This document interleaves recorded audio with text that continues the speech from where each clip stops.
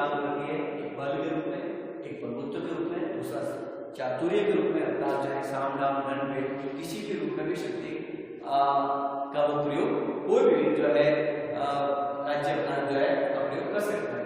उसी प्रकार औचित्य आधार पर शक्ति के भी 3 प्रकार हैं, जैसे कि जैसा औचित्य के रूप में अगर हम सत्ता की बात करते हैं तो मैक्स वेबर ने उसको 3 भागों में बांटा गया था, परंपरागत के रूप में, दूसरा जो है चलिए कानूनी के तौर पर, परंपरागत के तौर पर, और तीसरा जो है इन्होंने करिश्मावादी के तौर पर जो है डिवाइड किया। उसी प्रकार शक्ति को भी हम 3 प्रकार के भागों में विभाजित करते हैं, प्रभाव के तौर पर कानूनी, परंपरागत और करिश्मावादी।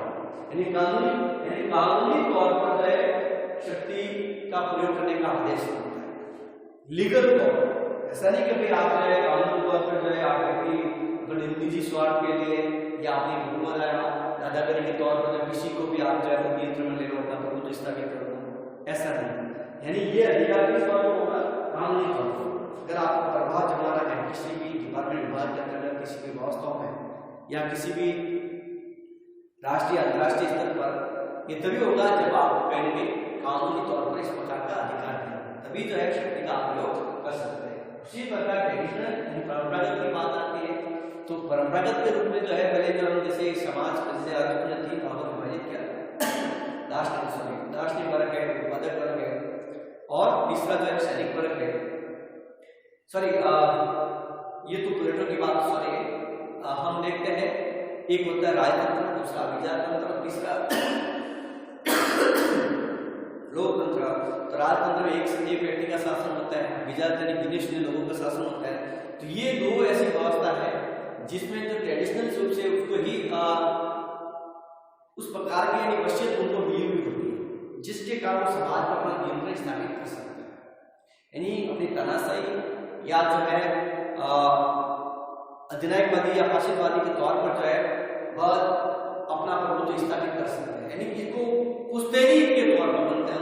अगर उस वे में बात करते हैं तो पुश्तैनी वे में भी जो है कहीं भी इस प्रकार के राइट दिए होते हैं, जिसके कारण वो लोग जो है अपने जो है शक्ति का प्रयोग करने की कोशिश करते हैं। फिर एक करिश्मावादी के रूप में, करिश्मा के लिए अगर वो अपने बुद्धि के माध्यम से है, बल के माध्यम से है, अपने व्यवहार के माध्यम से है, या जो है अपनी जादुई करिश्मा के रूप में कई बार शक्ति का अपना प्रयोग कर सकते हैं। तो इस प्रकार की शक्ति जो है इस रूप में मानेंगे हम प्रभाव के तौर पर। उसी प्रकार जो है एक और एक विमान है पारिस्टेट, जो वो शक्ति को जो है वर्गीकृत करता है अलग रूप में।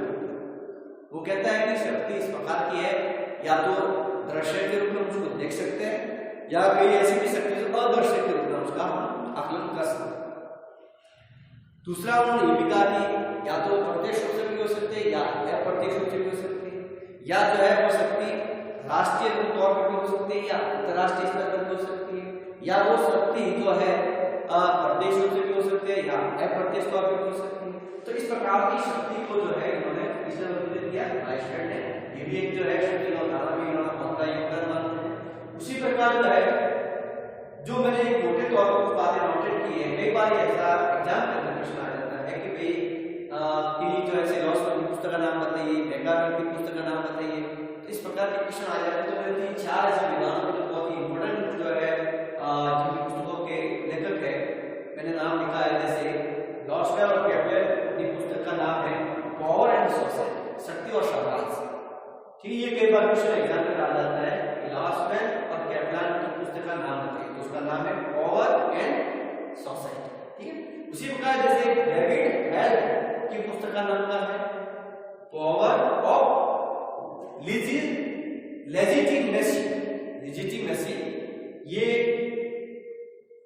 डेविड हेल की पुस्तक का नाम है। उसी प्रकार मॉर्गन थॉर्प की पुस्तक जो अंतरराष्ट्रीय राजनीति के प्रतिपादक के रूप में मान सकते हैं, या आदर्शवादी सिद्धांत के प्रतिपादक, या शक्ति की अवधारणा में भी जो है मॉर्गन अंतरराष्ट्रीय राजनीति के अंतर्गत शक्ति की अवधारणा को ज्यादा प्रभावित या परिभाषित करने में सबसे ज्यादा योगदान किसका मानते हैं? एमएन मॉर्गन थॉर्प, जिसकी पुस्तक का नाम है द एलिमेंट्स ऑफ नेशन।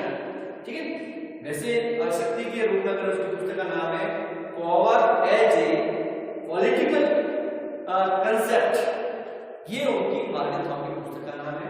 दूसरा जो बहुत ही इंपॉर्टेंट जो है आपकी जो पुस्तक है मैकावर की, उसका नाम है द वे ऑफ गवर्नमेंट।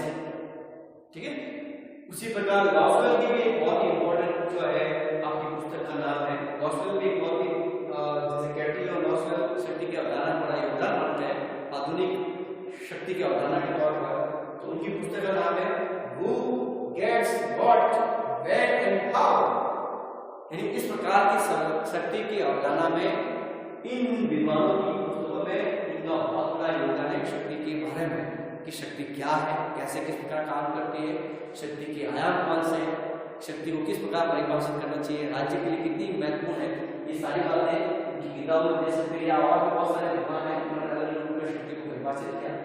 वैसे अगर हम ये देखते हैं एक डायग्राम बनाया है कि शक्ति की एक विभिन्न अभिव्यक्तियां होती है और वो अभिव्यक्तियां दो तरह से काम करती है, एक प्रयोगकर्ता के रूप में और दूसरी होती है प्रभावित पक्ष के रूप में। यानी शक्ति का प्रयोग किस तरह होना चाहिए, आदेश के रूप में होना चाहिए या जो है बलपूर्वक या शक्ति के रूप में होना चाहिए या दमन के रूप में होना चाहिए। तो वो जो प्रयोगकर्ता की बात आती है, यूज के रूप में शक्ति का प्रयोग की बात आती है, तो वो समादेश के रूप में होता है, यानी एक समान तौर पर होता है, इक्वलिटी के तौर पर होता है। अर्थात वो जो शक्ति होती है वो आदेश के तौर पर होती है, एक लीगल होती है, उसमें किसी प्रकार का जो है कोई दबाव या दमन या प्रेशर या इस प्रकार का न्याय के तौर पर नहीं होती है, दमन के रूप में नहीं होती है, वो हमेशा एक रूप में होगी, प्रेरणा के रूप में होती है, प्रेरणा कम्युनिकेशन के रूप में होती है।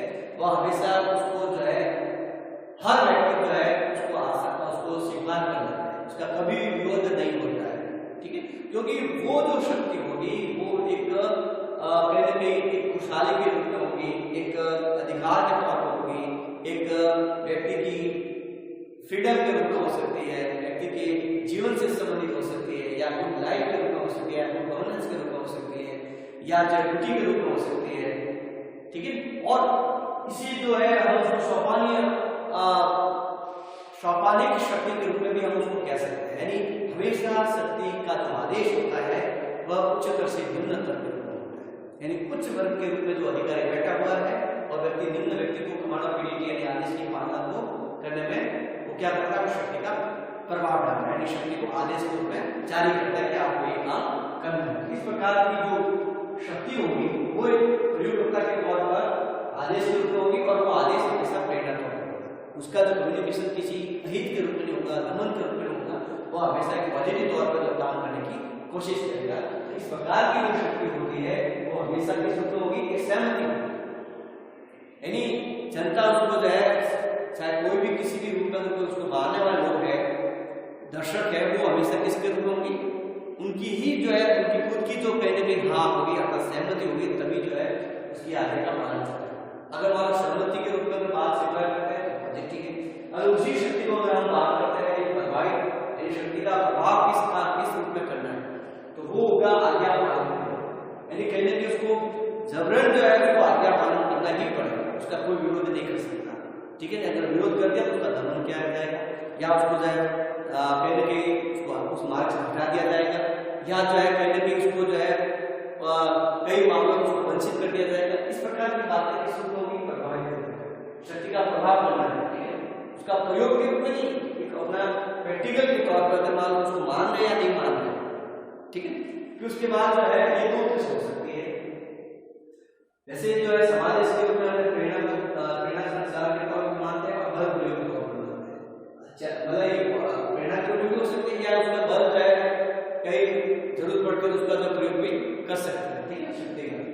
लेकिन जो ये इस प्रकार की जो शक्ति होगी इसके अंदर भी हम देखते हैं दो भागों में बांटते हैं, भय के रूप में, फिर एक सहमति के रूप में, कंडक्ट होता है, समझौता होता है कि समझौता करने के बाद कि हाँ उसको आप सहमति देनी चाहिए या उसको प्रस्ताव को मानना चाहिए, स्वीकार करना चाहिए कि वो जो है हमारे लिए बहुत ही हितकारी है, लाभदायक है, लोक हित के रूप में काम करती है, ठीक है, सर्व के रूप में काम करती है। इस प्रकार की जो शक्ति होती है वो एक पॉजिटिव तौर पर सहमति की बात है कि प्रेरणा की होगी, ठीक है, दिल से जो उसको स्वीकार करते हैं। अगर मान लो जो है वही आज्ञा पालन नहीं होगा तो वो बल प्रयोग के तौर पर उसके अंदर भय का माहौल पैदा करने की कोशिश करेंगे, दर्शक की बात आएगी, जिससे क्या होगा उस काम को और व्यक्ति आसानी से कर सकता है, उसको स्वीकार कर सकता है। तो इस प्रकार की जो अभिव्यक्ति जो है इससे संबंधित मैंने जो है डायग्राम के माध्यम से बताने की कोशिश की गई। अब नेक्स्ट जब हम वीडियो की बात करेंगे तो वो है कि भी शक्ति के कौन से आयाम है, शक्ति के कौन से तत्व है, या जो आधुनिक तौर पर जैसे हन्ना अरेंट ने जो है शक्ति का वर्णन किस प्रकार किया, कि हम नेक्स्ट वीडियो में उसके बारे में डिस्कस करने की कोशिश करेंगे। Thank you.